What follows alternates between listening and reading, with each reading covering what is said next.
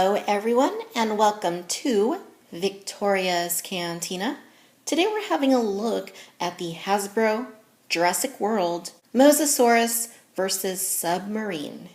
I purchased this item from HasbroToyShop.com for $19.99. They are also now starting to hit retail. The Mosasaurus joins the lineup that also featured dinosaurs and vehicles such as the Indominus Rex versus Gyrosphere and the Pteranodon versus Helicopter. As you can see from the packaging here, it has the same overall look as those sets did, as does the rest of the Jurassic World lineup. We have the Submarine packed on the left, the Mosasaurus in the center, and then on the right we have our little action figure with what looks to be a little net projectile meant for the Submarine. The back of the box gives us a look at the Mosasaurus toy, showing it in action along with the Submarine. And it also says, Mosasaurus versus Submarine. 1 minute, all you see are peaceful waves, then a surge of giant teeth. Mosasaurus snacks on sharks, and that submarine is next. Very cool. Now, in my opinion, there isn't adequate protection for the Mosasaurus. When I got mine from Hasbro Toy Shop, basically it was just packed, laying down in the box with a piece of paper covering the top of it. Luckily, this one looks to be in pretty good condition. I don't really see any problems with it. But, in my opinion, I think Hasbro could definitely do a better job of protecting the dinosaurs in this series. And also the other Jurassic World series as well, so they don't get scuffs or scratched or abused in the toy aisle. Alright guys, I'm going to go ahead and get the Mosasaurus out of the box. When we come back, we're going to take a closer look and see what it's all about. Alright my friends, and now we have everything out of the packaging, as you can see here. I'm going to go ahead and start off with the Mosasaur, and then we will look at the accessories that it comes packed with. All in all, this actually isn't too bad. When I had first seen photos of this online, I wasn't too impressed with it. It just looked a little bit odd to me, but now that I have it here in person in my possession, I think it's actually pretty nice. It's not great, it's not wonderful, but it looks decent enough for what you might expect out of this toy line. Sculpting on the figure isn't terribly bad. It is kind of pre-posed in this somewhat awkward looking position. It kind of almost looks like it's diving up toward the surface. I kind of would have preferred something a little more neutral, but it's okay. It's not a terrible pose by any means. The figure is this very attractive aquamarine type color. It's like a bluish green. It looks more blue when you see it online, but now that it's here in person, it's definitely more of like a deep, like kind of aqua-ish teal sort of thing. And Hasbro actually did a really nice job with the color blending, going from the darker bluish green up top down to the more silvery white on bottom. Very nice job blending, which isn't something that has been very consistent with this toy line. Of course, we do have the unsightly screw holes on the figure, but that's to be expected at this point. From all angles, it really isn't terribly bad. Again, I would have preferred something in a more neutral pose, but I think it looks just dynamic enough. Give you a close-up here of the head. It's not too bad. One thing that kind of catches my eye, and it depends, I think, on what angle you're looking at it from, is, the head being a separate piece for the action feature. It looks a little bit unusual. Of course, Mosasaur, you wouldn't notice that in real life. It would just be very smooth and consistent. So it kind of gives it the illusion of having more of a head, but, it just doesn't look that great. But the sculpting on the figure really isn't too bad. There's a little bit of details you can see there. You can see the scales on its head, the nostrils on its the top of its snout. Back of the head here has a little bit of detail as well. The eye looks pretty good. It's got a nice bluish kind of snout, and the underside of it looks pretty good too. You can see some detail there. It does have a bit of an overbite, as you can see here. You can see the teeth running along the head, but you can't see any of the bottom jaw teeth. Kind of looks a little bit strange from the front too, how it doesn't have any teeth right there. I assume that's so that the lower jaw can close more easily. But it doesn't look too bad. It looks a little bit goofy in my opinion, but it ain't awful. You even have pretty nice sculpting here for the skeletal aspects of the skull. The teeth are painted pretty good on this side, but going back to the right side of the figure, there's a little bit of messiness there. If I open the mouth for you, not a whole lot of detail to be found at all. And on the top, you can't really see much going on other than color.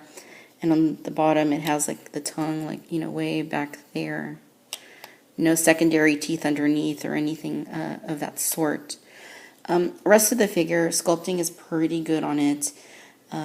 You can see that they carried the overall sculpting look throughout the whole figure. Some pretty good detail with the scaling there underneath. Pretty nice. You can see all the lines, and the flippers are pretty nicely done. I kind of would have liked it better if they were angled more outward rather than downward, but I guess that's so that it can stand on the four legs. And of course, here's the left side of the animal. Pretty nice detailing. And again, Hasbro did a really nice job with the blending of the color. Really, really liking the color on this figure. Tail has some nice detail on it, kind of curves like that. It's not, you can kind of move it just a little bit, but it's not really like soft. It's still pretty rigid. Now, of course, we do have a dino damage right there, and you just tap it, and it kind of opens up, not all the way, but it goes about 2/3 of the way, and you can kind of see a couple of ribs and some muscle tissue in there. And to pull it back down, you have to use your nail to close it. Now, in the way of articulation, we do have the front flippers that move in unison with each other. That's about all you can get. I mean, they do go back, but because of the action feature, which seems to be spring-loaded, there's not a whole lot you can get from them beyond doing that. The back legs, however, you can rotate them all the way, just like so. And to activate the action feature on this animal, what you want to do is pull back on the fins, and it opens up the mouth, and it also swings the tail upward. If you pull the fin all the way back, the mouth snaps.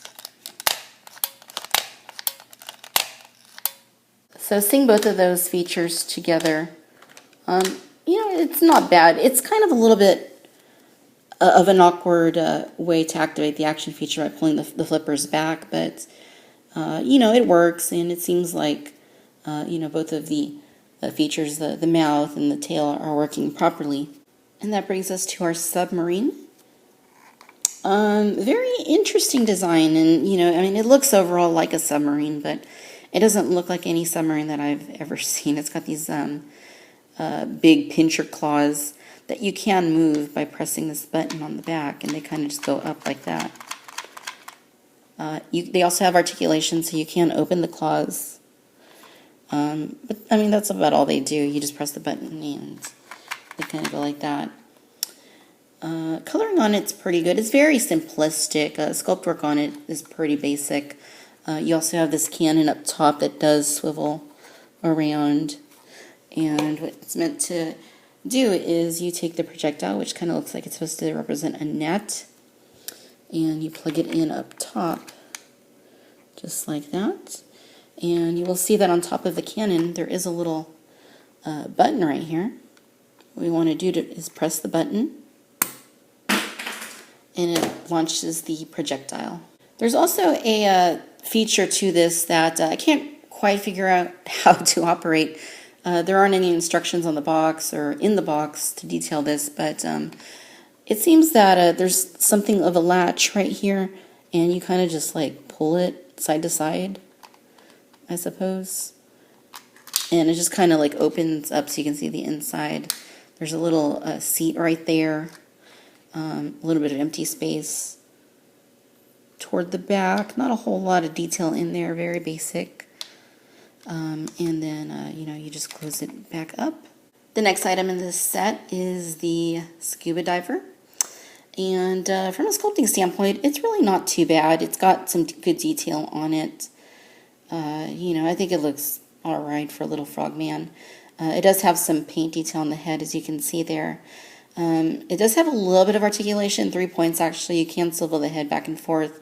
The arms move up and down in unison. And the same is true for the flippered legs. And of course we can put our little dude in there. Seal him up. Just like that. And we can let him fall out and die a very painful death at the hands or at the fins of the Mosasaur. Nom, nom, nom, nom, nom, nom, nom, nom.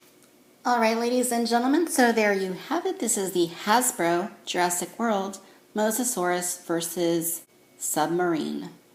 All in all, it's not too bad of a set. I think the marine reptile itself is pretty decent. Could have certainly been a lot better. There could have been a lot of potential here to have done with this item. But for that, I guess we will have to wait for the reborn one. But all in all, I think it pretty much hits the mark. Sculpting on it is okay. I really like the paintwork. That's one aspect in which this toy shines. The action feature is all right. It isn't anything spectacular, and but you know, it seems to work pretty well. The submarine itself is mediocre. Really not a whole lot to expect there. I don't think it was absolutely needed for inclusion, but you know, it is what it is. And then the diver figure itself is simply okay. All in all, it's a pretty fun set. If you're a kid, I imagine that you would have quite a bit of fun playing with these items. But on the whole, I do think that the Indominus Rex versus Gyrosphere was a more fun toy. But if you're a fan of this toy line and you liked Jurassic World, you're probably going to want to get this set. It's not a bad set to have. I simply don't think it's the best toy in the Jurassic World lineup. But all in all, it's not bad. It does kind of satisfy an empty spot in the toy line where, you know, we needed to have some sort of a Mosasaur. And in light of the other items available in this toy line, I think it pretty much hits the mark. Alright, my friends, if you enjoyed this video, please be sure to like and subscribe. As always, I want to thank you for watching Victoria's Cantina. Until next time, bye-bye.